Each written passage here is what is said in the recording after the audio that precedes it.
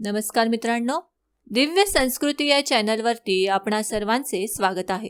मित्रांनो, रक्षाबंधन हा सण दरवर्षी श्रावण महिन्यातील शुक्ल पक्षाच्या पौर्णिमेला साजरा केला जातो. या दिवशी बहिणी आपल्या भावांच्या मनगटावर राखी बांधतात आणि त्यांच्या दीर्घायुष्यासाठी आणि सुखसमृद्धीसाठी प्रार्थना करतात. राखी या शब्दामध्ये रक्षण कर म्हणजेच राख, सांभाळ कर असा संकेत देण्यात आला आहे.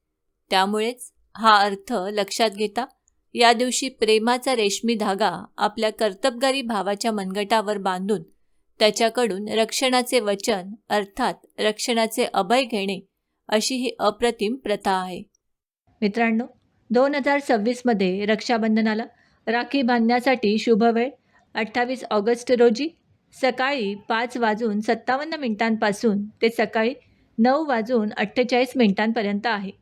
यावर्षी भद्राची सावली सूर्योदयापूर्वी संपते, त्यामुळे राखी बांधण्यासाठी संपूर्ण सकाळ शुभ मानली जाते.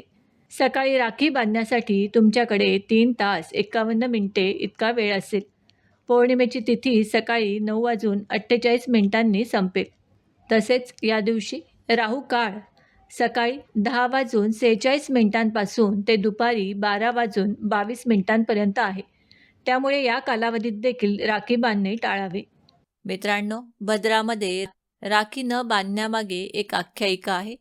त्यानुसार लंकेचा राजा रावणाला भद्रा काळात त्याच्या बहिणीने राखी बांधली होती. भद्रा काळामध्ये राखी बांधल्यामुळे रावणाचा नाश झाल्याचे सांगितले जाते.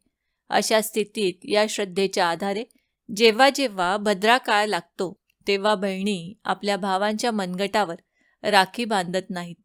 तो काळ लोटल्यानंतर राखी बांधता येते.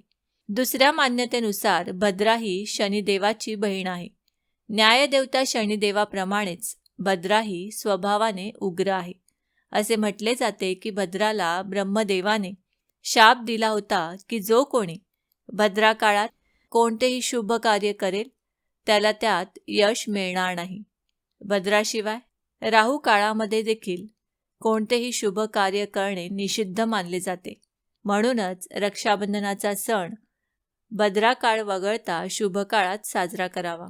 मित्रांनो, मार्केटमध्ये वेगवेगळ्या प्रकारच्या राख्या असल्याने अनेक बहिणींना प्रश्न पडतो की भावासाठी कोणती राखी खरेदी करावी. राखीवर कोणत्याही देवी देवतांचा फोटो असू नये, त्यामुळे भावाच्या आयुष्यात नकारात्मकता येते. याशिवाय देवदेवतांचाही अपमान होतो. त्यामुळे देवदेवतांचे फोटो असलेली राखी भावाच्या हातावर बांधणे अशुभ मानले जाते. तुटलेली किंवा पातळ दोऱ्याची राखी खरेदी करू नका. त्यामुळे भावाच्या हातावर बांधताच ती राखी तुटण्याची शक्यता असते. त्यामुळे राखी खरेदी करत असताना त्याची दोरी मजबूत आहे की नाही याची खात्री करून घ्या. तसेच हिंदू धर्मात कोणत्याही धार्मिक कार्यात काळा रंग हा अशुभ मानण्यात आला आहे. त्यामुळे भावासाठी राखी खरेदी करत असताना काळ्या किंवा निळ्या रंगाची राखी खरेदी करू नका, कारण त्यामुळे तुमच्या भावाच्या आयुष्यावर नकारात्मक परिणाम होऊ शकतात. त्यामुळे लाल, गुलाबी किंवा पिवळ्या रंगाची राखी खरेदी केल्यास ते शुभ आणि सकारात्मक परिणाम देतात. म्हणूनच लाल, गुलाबी आणि पिवळ्या रंगाची राखी खरेदी करण्याकडे विशेष लक्ष द्या. रक्षाबंधनाच्या दिवशी भावाला राखी बांधताना त्याचा मुहूर्त नक्कीच पाहायला हवा. तसेच राखी बांधत असताना भावाला चुकीच्या दिशेला बसवणे टाळावे. योग्य दिशेला बसून राखी बांधली गेली तर बहीण आणि भाऊ दोघांच्या आयुष्यात मोठे सकारात्मक बदल होण्यास मदत होत असते. त्यासाठी बहिणीचा चेहरा पश्चिम दिशेला तर भावाचा चेहरा पूर्व दिशेला असायला हवा. याशिवाय राखी बांधत असताना ज्या दिशांना देवी देवतांचा प्रभाव असतो त्याच दिशेला बसून राखी बांधायला हवी. जर तुम्ही संध्याकाळच्या वेळेला भावाला राखी बांधत असाल तर भावाचा चेहरा पूर्वेला आणि बहिणीचा पश्चिमेला असायला हवा. त्यामुळे दोघांच्या आयुष्यात सुख आणि शांती प्राप्त होत असते. रक्षाबंधनाला राखी बांधत असताना घरातील देवाऱ्याच्या आसपास बसायला हवे. बेडरूममध्ये भावाला राखी बांधणे टाळायला हवे. याशिवाय राखी बांधताना आई-वडील आणि जवळचे नातेवाईक आसपास असायला हवेत. त्यामुळे कुटुंबातील प्रेम आणि जिव्हाळा वाढण्यास मदत होते. राखी बांधताना बहिणी आपल्या भावासाठी सर्वप्रथम पाट मांडतात. पाटाखाली व पाटासभोवती रांगोळी काढतात. पाटावर आसन घालून त्यावर भाऊरायाला बसवतात. नंतर भावाच्या उजव्या हातात नारळ ठेवावा. नारळ म्हणजे श्रीफळ, श्री अर्थात देवी लक्ष्मीचे फळ. हे फळ देताना बहिणीने प्रार्थना केली पाहिजे की भावाच्या जीवनात सुखसमृद्धी राहो आणि त्याची उन्नती व्हावी. डोक्यावर टॉवेल किंवा टोपी ठेवावी. भावाला अक्षतांसहित टिळा लावावा. बहीण भावाच्या कपाळावर तिलक लावून त्याच्या दीर्घायू होण्याची कामना करते.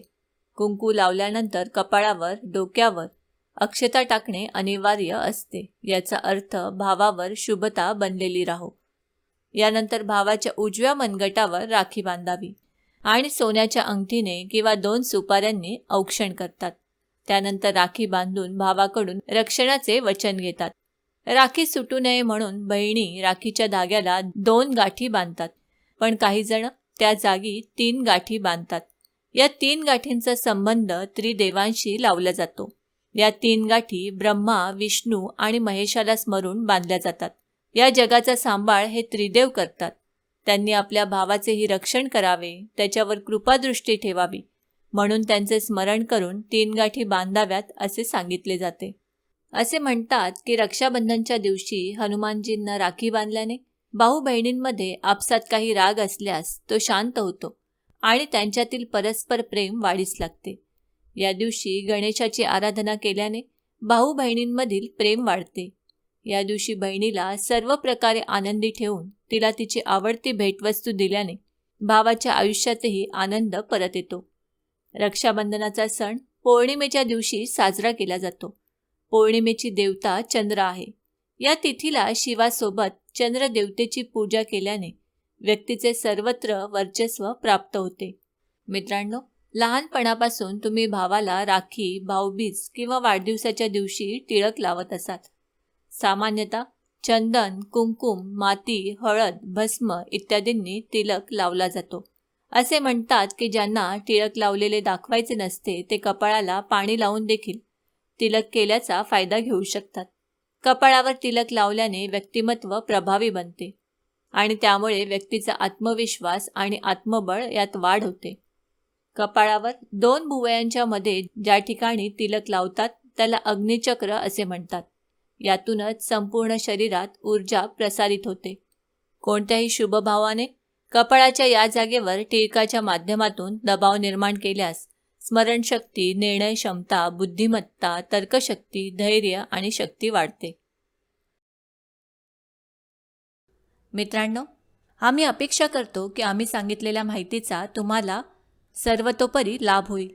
माहिती आवडली असल्यास ही माहिती तुम्ही मित्रपरिवाराबरोबर शेअर करा आणि अजूनही जर तुम्ही दिव्य संस्कृती या चॅनलला सबस्क्राईब केलं नसेल तर आमचे नवनवीन व्हिडिओ पाहण्यासाठी चॅनलला आजच सबस्क्राईब करा.